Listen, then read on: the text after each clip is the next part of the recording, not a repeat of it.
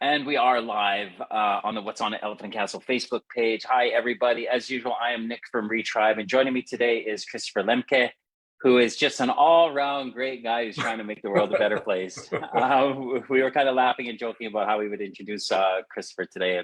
But Chris, I'm going to throw it over to you, and you can introduce yourself to the community and tell everybody what you do.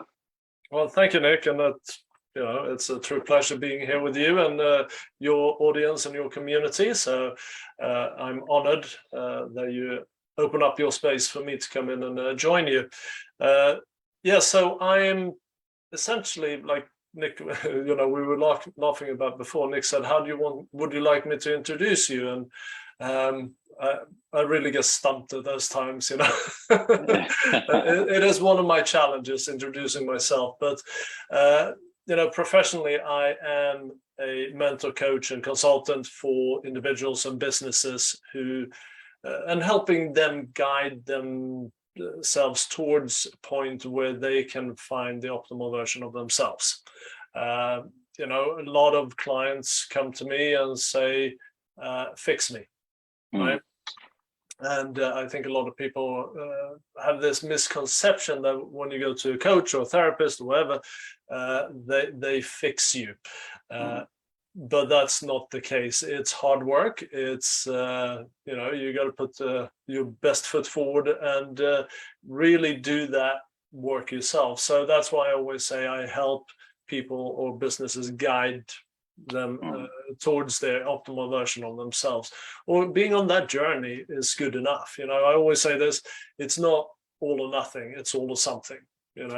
Do something to help your mental well-being, do something to improve your physical health, do something to connect with yourself on a spiritual or soul level, whatever that means to you. That doesn't necessarily have to have a religious connotation. It's just connecting with yourself on a deeper level, as it were.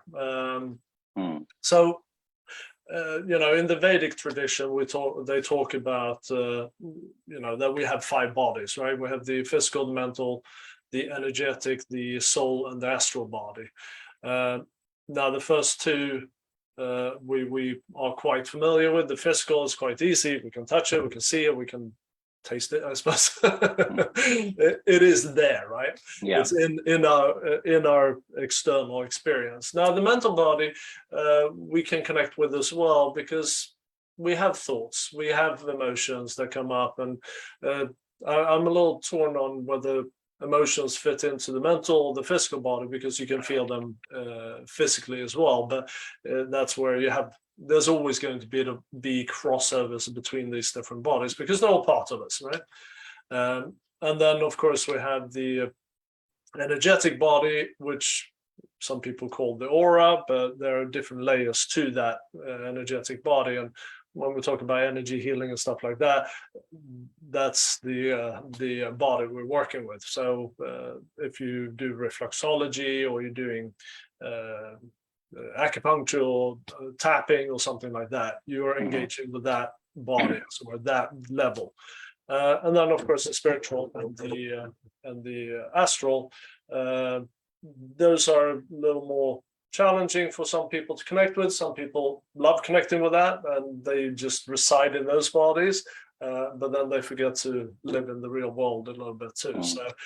So essentially what I do is I look at people and businesses from that perspective, looking at the whole person, not just the physical and the mental, looking at, okay, oftentimes I end up talking about energy flow. How does the energy flow through this person? Because that really affects everything.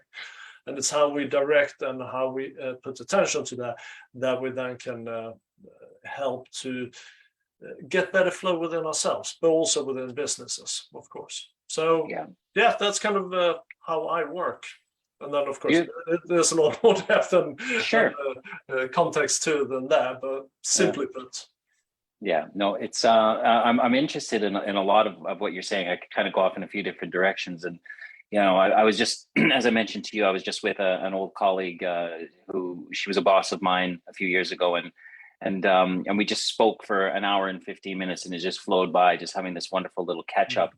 And part of, one of the things we talked about, Christopher, is that, we're both at that age where I suppose cultures, ideologies, societies say that by a certain age, you need to have attained a certain level of success. You need to have your mortgage paid off. Your kids need to be going to college. You need to have achieved a level of comfort and ease, I suppose.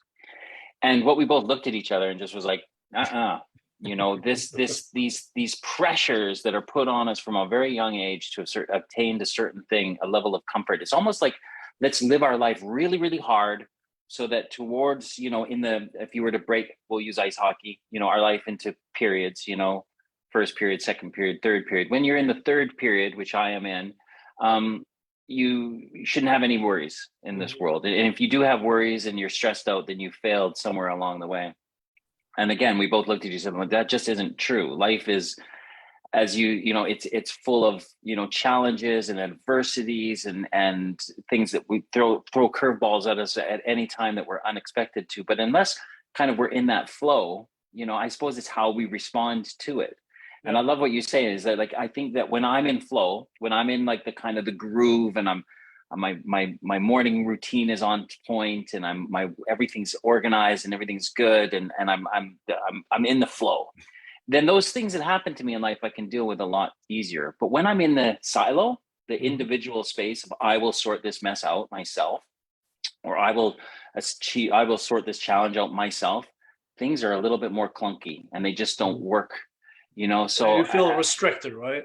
Exactly. So I'm interested to know now, because I think I'm a year or two older than you, right? Or a year older, right? A year older, yeah.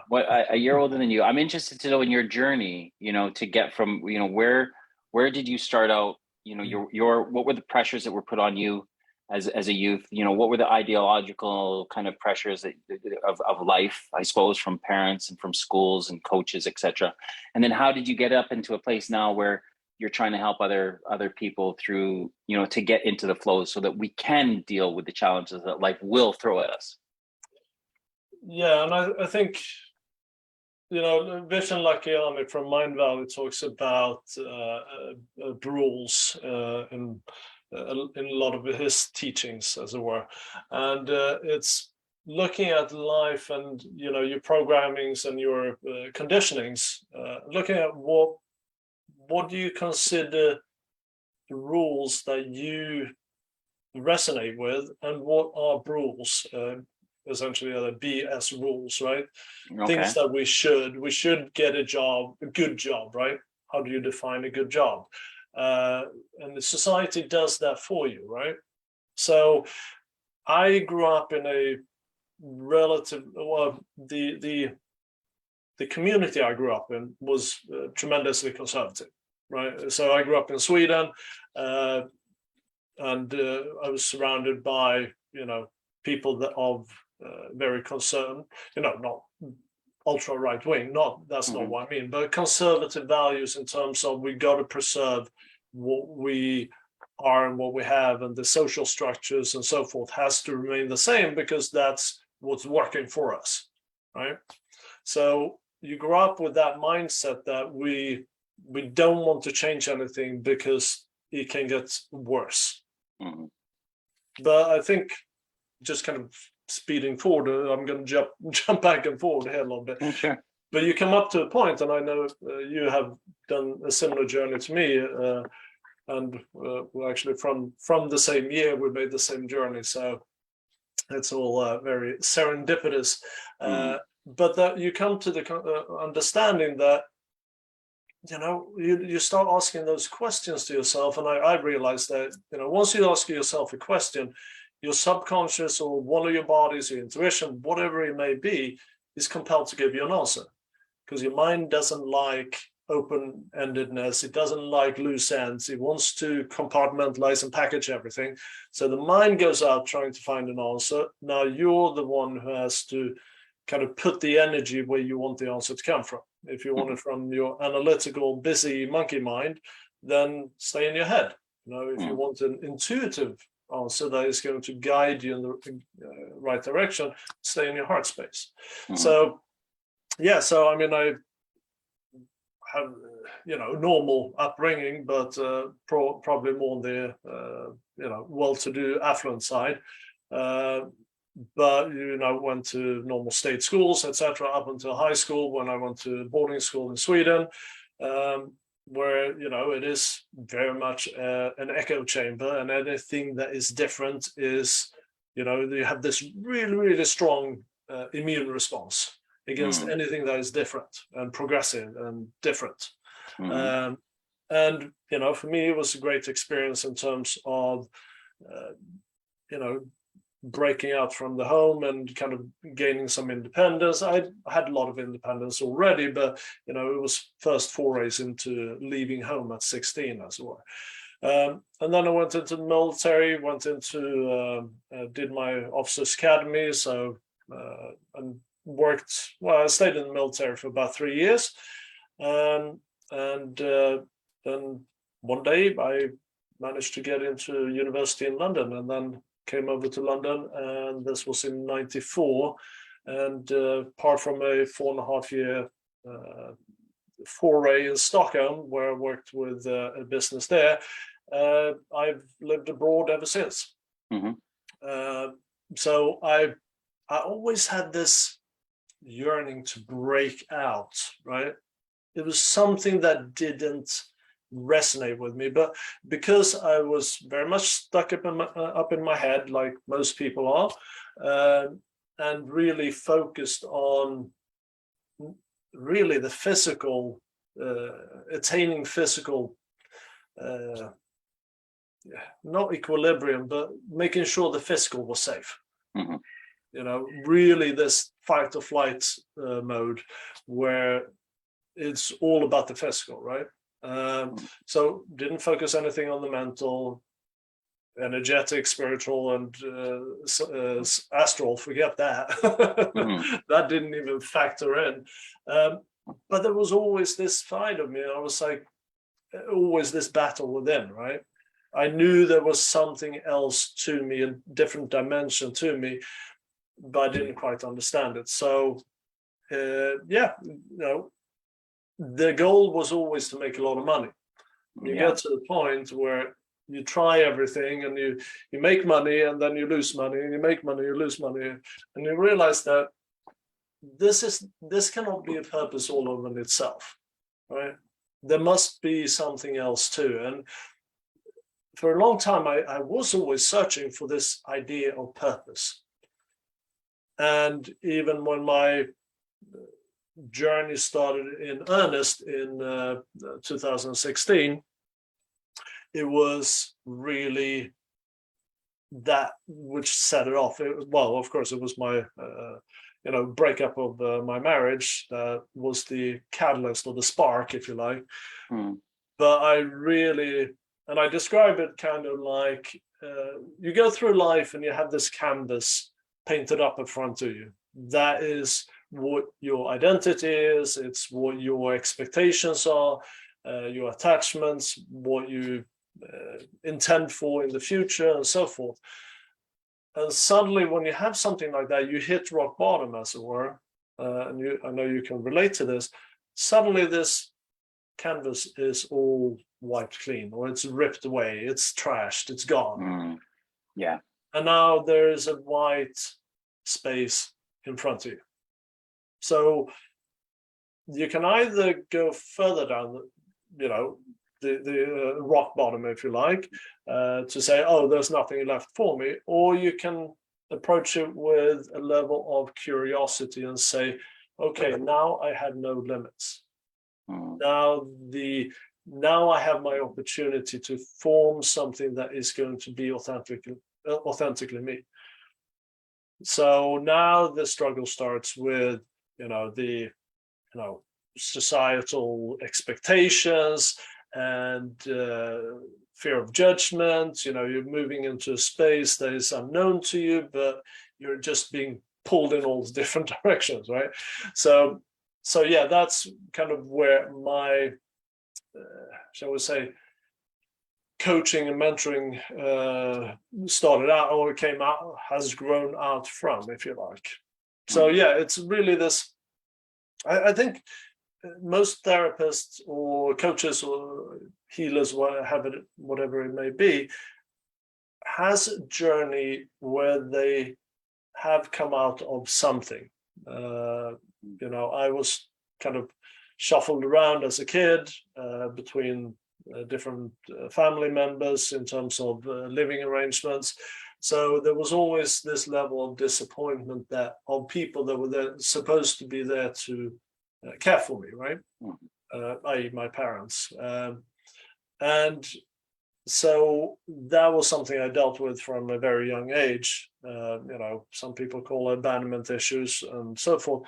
I've come to realize, for me anyway, it was a level of disappointment. So from that point, it became a defense mechanism for me to see the world from the eyes that, yes, I'm going to be disappointed anyway, right? And I was never a pessimist. I was always looking for the good in people, but somewhere I had that incongruency within myself. Inside, I always knew I was going to be disappointed. So that always came true because I was expecting that and I was holding that energy. Now, when you start going through this journey and you start taking steps, and this is where it's all or something, start looking at yourself and start guiding yourself towards those spots where it is uncomfortable and you don't really want to go there, but if you start asking these questions, you're compelled to. And then you start looking at, okay, well, why am I showing up like this? Why are these experiences always showing up in my life? So again, Vedic tradition talks about karma. And once you start looking at your karma, you can actually start healing it. Unless you bring your attention to it, you can't do anything about it. So yeah, that's kind of my journey, going from that struggle and suffering into starting to realize myself, as it were. I'm interested to know in in 2016, when you're rock bottom, and how did you feel then? Like, what was how did your, like, you talk about the rememberings, I suppose, of what the body can teach us, but I'm interested to know what your body felt like. Do you remember kind of the death of ego, I suppose? Yeah, it was, and I oftentimes describe it as what a near-death experience must feel like, because it is literally you're in these, it's almost like death throes or death shakes, if you like. I mean, my body was constantly triggered, and my nervous system was, so I suppose it was all this old stuff just came up to be treated all at once, right? So my body was having these memories come up and would like go into shakes. It was like really physical, and mentally it was like anxiety through the roof, but it also was kind of like extreme bliss and extreme depression, right? So a little bit akin to someone who's experiencing bipolar disease, right? So it was extremes on either end for those first couple of months, and it was really the authentic me, or the organismic self that Carl Rogers talked about, trying to shake off these layers of masking that I had put on over 44 years prior to that. So physically it is, I mean, I suppose it's and you can talk about this more than I can, but it's kind of like withdrawal, right? So you're moving into a new persona, you're moving into a new experience of life, and your ego is there trying to hold you back, and no, don't leave this old comfortable, we know this, it's a loss aversion, like the cognitive bias, that it's dangerous moving in something unknown, because it's, whatever crap we're experiencing must be much better than the unknown that could be even worse. And that's the mind that a lot of people walk around with. It's like, oh, I shouldn't try that because that could really ruin my life. Well, your life is already ruined, so why not try it? Why not have the willingness to do something? And as you were speaking to, it reminded me of the Chuck Palahniuk quote from Fight Club. It's only when you've lost everything that you're free to do anything. Yeah, and I think absolutely. that can be seen in so many different ways. It doesn't mean a loss of material things.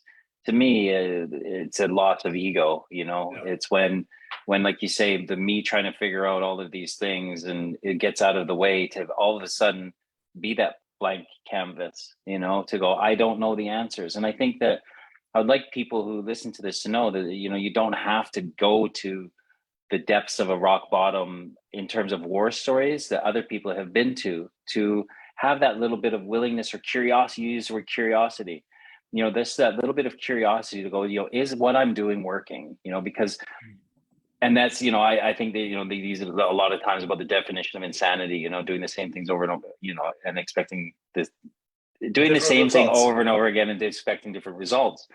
And so I think that it's just in that curiosity or willingness to say what I'm doing, hasn't worked. It isn't working. If I continue to do the same things, I'm going to continue going down the same paths. Mm-hmm. And I'm interested to know then, with that blank canvas, what did you use to, I suppose, to, I know we always can live in head, but it's a head to heart journey. And I think for me, it's constantly going back and forth like a yo-yo. But what tools did you use to move from the head to the heart? So I think actually we should look at moving head, heart, gut. Okay. We should connect those are our three brains, right? Yeah. And I mean, the gut brain is really only now coming back into focus for a lot of people, science as well, where our entire immunology is based in the gut system, right? But in terms of moving into these different spaces of our, shall we say, our different brains, it is, you need to be able to observe yourself. So if you have no other concept of yourself than what you perceive from your head, then you will stay there, you will remain there. And all the stuff I work with my clients on it's all experiential. We can all intellectualize, well, yeah, I have a mental body, I have a physical body, and we can all intellectualize that and kind of believe it if we, but in order to kind of embody it and make it wisdom, we have to experience it. So in order for me to be able to get out of my head, I have to experience what it's like being out of my head. Now, if I don't have a concept of it, or I don't think there is any, or I don't understand the concept of it, then that's going to be a barrier. That's going to be a resistance. So I often talk about blockages and resistance because we have resistance to new experiences, or we have resistance to experiencing something in a different way. So meditation, mindfulness practices, and I teach classes in psychometry before as well. And it's those kind of classes and those practices are really there to allow us to connect with different aspects of ourselves. So I can't remember who said the famous quote, "I think, therefore I am." Aristotle, Plato, one of those guys. But that is the crux of the matter. I'll Google it. we should know that. We should know that, yes. But I would rather go to say that I feel, therefore I am. Yeah. Right? And that will give us an opportunity to move out of our headspace, move into so we can observe our thoughts. So Eckhart Tolle writes this book, wonderful book, The Power of Now, right? Yeah. And where he talks about being able to observe ourselves from a different perspective. Did you find it? René Descartes. Okay. The French philosopher, right? Yeah. He almost had it right. It was a few hundred years ago. Yeah. We've evolved since. Yeah. So the idea is, once you start seeing yourself from different perspective, that opens up the opportunity to say, who am I really? Am I the thinker, or am I the observer of the thinker? Mm. Am I my emotion? Am I my physical sensations? Who am I? What aspect am I? And I think most of us come to the conclusion very quickly, or the realization, that we are all aspects. It's just a matter of experiencing ourselves from different perspectives. So I typically say that, the only reason that we're here is to experience ourselves and experience how we show up in different situations. So we have, if we exist in a vacuum, there is no possibility for us to experience anything. We can't experience ourselves. So everything that shows up in my life is there as an opportunity for me to experience myself. So it shows up so that I can experience myself. It's not there to hurt me. It's not out to get me. It's always an opportunity to experience myself, and me to also see, how do I show up in these different situations. So if I'm being triggered, that is a wonderful opportunity to see, why am I triggered? What is it about this situation that's triggering me? Because it's always reflecting something back at me. So no, the person yelling at me, that's all about him or her or whatever. But it's how I react to it. That's all about me. Yeah. So moving down from your head is really about bringing the practice to start seeing yourself from different perspectives. So I worked with my clients when I do meditation coaching, for example. Sometimes when we work with awareness, I like, move your awareness to your elbow, perceive yourself from your elbow or your pinky toe or whatever it may be. So we practice this kind of skill of moving awareness around in our body. So, because at the end of the day, we want to be able to observe ourselves without necessarily reacting to everything. So if we are triggered by anger, for example, or there's anger coming up, if we're stuck in our head, we are not going to catch the anger, because the anger is going to go straight to our head, and our thought process is going to be, how can I defend myself, etc., etc. It's going to be, we're acting from our core wounding. Right? So what I want to do with myself and show others how to do is, how can I catch that anger before it comes up? So that I don't believe there's any time that there is a reason for me to yell and scream and act aggressively towards someone else. Do you ever? Do I ever? Yeah, of course I do. Very rarely these days. A lot more often before 2016. I'd react like that. No, I was pretty patient, but once I got angry, I got really angry. It built up, right? And so now I try to catch that before it comes up and say, and yeah, the immediate one of the thoughts might be trying to protect myself, but then I observe that too, and I go, interesting, I have anger coming up. Why is that? So now I start asking myself questions. So I'm being inquisitive, right? And moving into I'm not trying to shove things down. I'm not trying to kind of hide things by, need to think positive thoughts. That's what a lot of people think that, the new age is about, is just think positive thoughts and everything will be okay. I call that spiritual bypass. It's you're bypassing your experience. The experience is there because it's trying to communicate with you.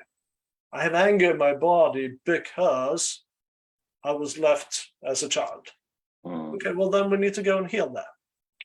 But the anger is there to show you the way to that experience, and that element of yourself that is stuck in that childhood experience. Mhm.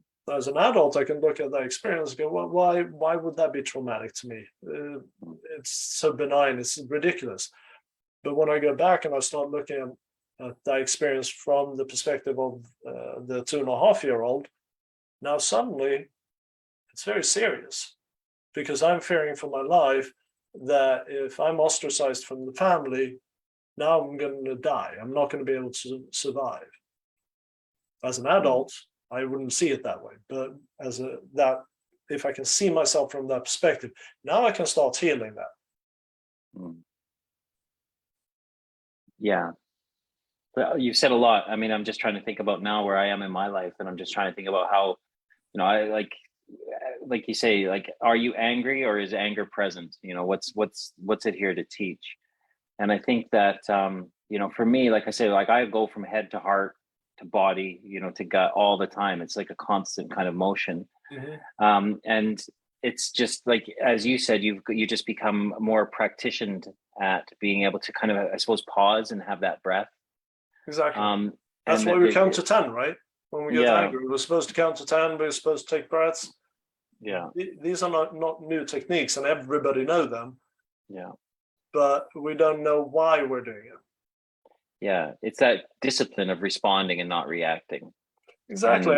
I think it's important to understand that we must experience the emotion. Because it's here to teach us something, right? Yeah, exactly. It's here to communicate something. It's our body and our different bodies are trying to communicate something with us, but we're not listening, because we've been told our entire lives, don't be so sensitive, stop crying, pucker up, stiff upper lip, for us here in Britain. There's all these different things that are society is telling us emotions are dangerous, emotions are uncomfortable, and should best be avoided. Well, no wonder that we're not listening to our emotions, because we've been told all our lives that we shouldn't. We should focus on, getting that good job and getting married and having kids and blah, blah, blah, get the house and the Volvo. I have a Volvo and a dog, but that's because I was Swedish. So it's all about, rather than looking at the emotions as our enemy, it's allowing it to come through us to communicate something and expressing it. I can say, I feel anger coming up right now because I'm really feeling triggered by what you're saying. And the other person might be going off on a tangent and getting angry. And I have a responsibility towards myself to just continuously perceive myself and observe myself and say, well, that is your reaction. I don't need to follow you in that direction. I don't need to escalate it. So if I'm keeping myself calm and just expressing how I feel, then there's no reason for the yelling and the screaming, because then I'm just perpetuating it. And then we escalate the situation. If I don't participate and I don't escalate, that other person has nowhere to escalate from. So they remain there. They might get very triggered by it because they're feeling that I should be defending myself, or I should something else, right? But we can start resolving a lot of things by just remaining calm. Yeah. And we do that by observing ourselves, because I don't know if there's any scientific proof to this, but I hear that, I've read that anger, for example, as an emotion, can only remain in your body for about 90 seconds. After that, it's us holding it within our body by our thoughts, our words, our actions, traumas. We kind of put it back down into those pockets where it's been our entire lives. But we also know that once we release that, suddenly there's like release in our physical body. So I suffered from sciatica for about 15 years. And at the towards 2016, it was, if I was in the car for 20 minutes, it would take me a good 5 minutes before I could walk normally again. And it was severely painful. But then when I kind of had this moment in 2016, and I got back into meditation, I practiced meditation in the military. That's where I learned to meditate, interestingly enough, because it's a really stressful environment. So we go into that mindfulness, which was really cool. So I would meditate now and then, but I didn't have a practice around it. 2016 happened, and I established a daily routine, and I would meditate for hours because I just needed to find that calm because everything was so chaotic on the outside. Took me about 2 weeks, then my sciatica was gone. Yeah. Because now I had allowed it to release within me and reveal itself to me what it wanted to communicate. So all that anger, not all of it, but a lot of that anger that was stuck in my hip, in my buttocks and my side of my body on the right side, had released because of all those muscles that were tensing up. I mean, we know when we get angry, we tense up, right? Yeah. Or when we're stressed, we tense up. So it's allowing us, and that's when we then go into having physical problems from our energetic imbalances that go up into the mental, anger, emotions, and so forth. And that gets stuck in the body, in the ligaments and the muscles and so forth, and then cause physical problems. Yeah. I've been thinking, since we looked up, what was the guy's name? Rene Descartes. These philosophers, I think he was from the 17th century. And then, the ones that you mentioned, Plato and Socrates. And, for the last 2,000 years, men have basically been questioning why we exist, why we are here. And as you've been speaking, that's been kind of going on in my head too. We're always in this kind of this search of existence of and I hear you speak about the head, the heart, and the gut. And then I heard somebody say the other day, it's all one. It's all our skin is here to teach us something. Like everything is connected. Of course.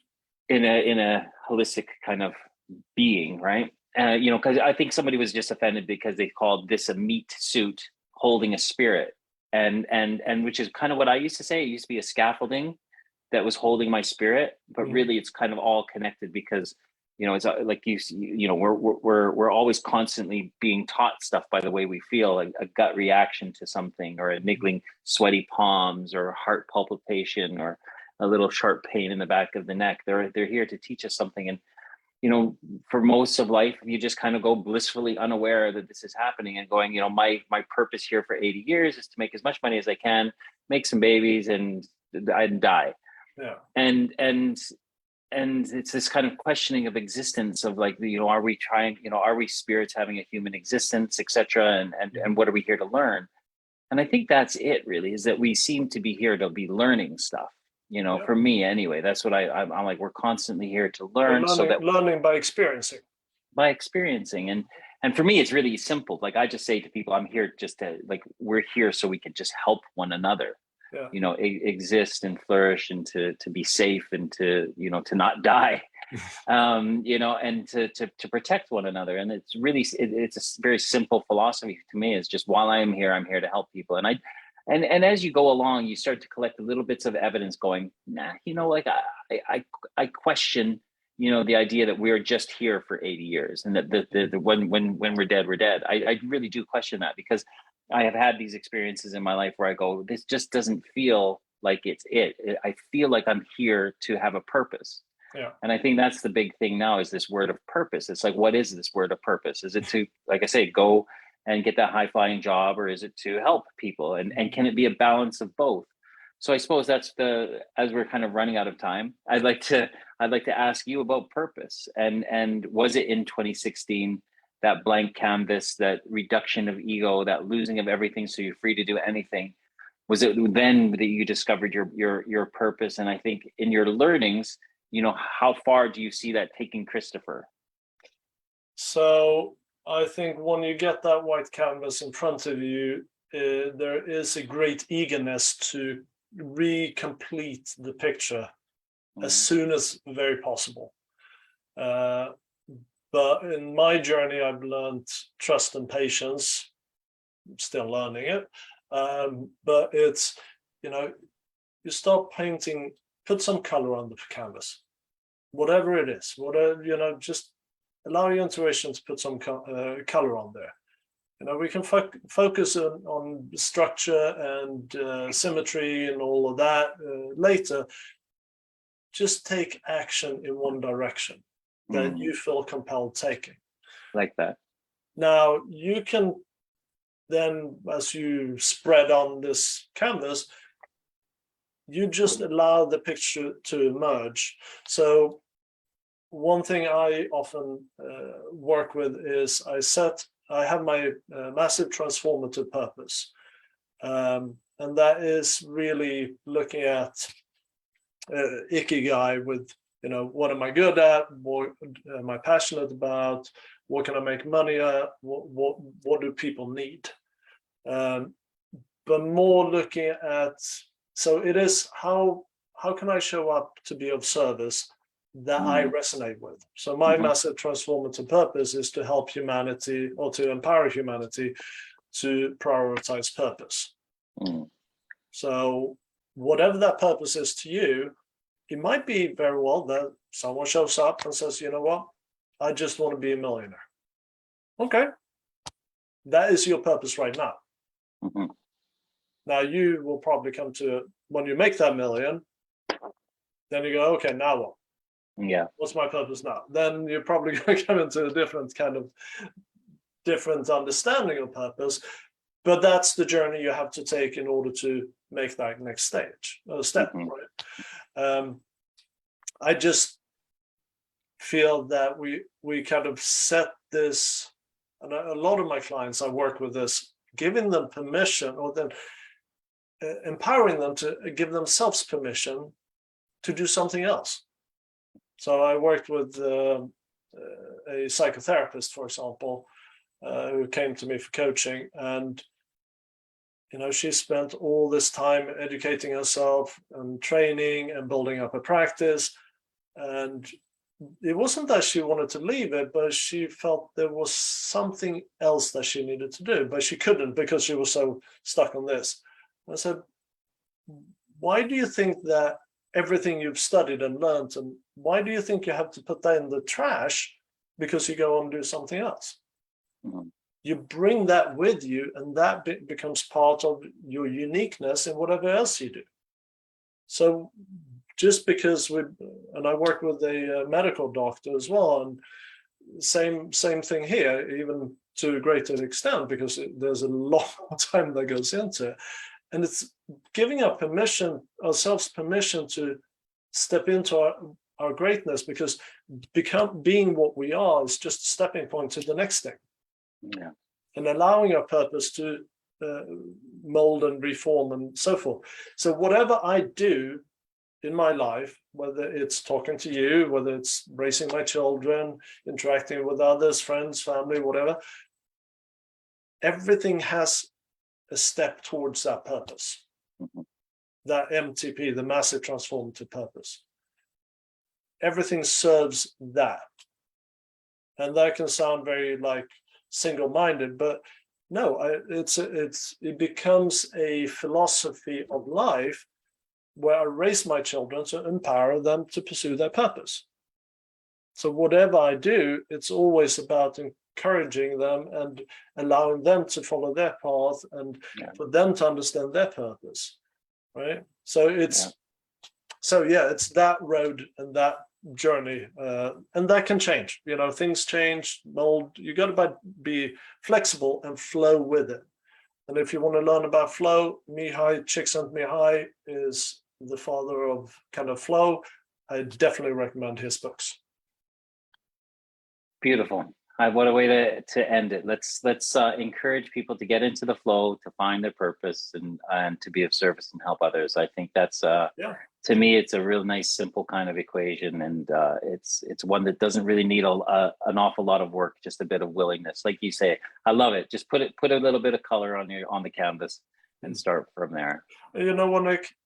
Even if someone doesn't want to show up and be of service, they want to just go out and make money, it's okay.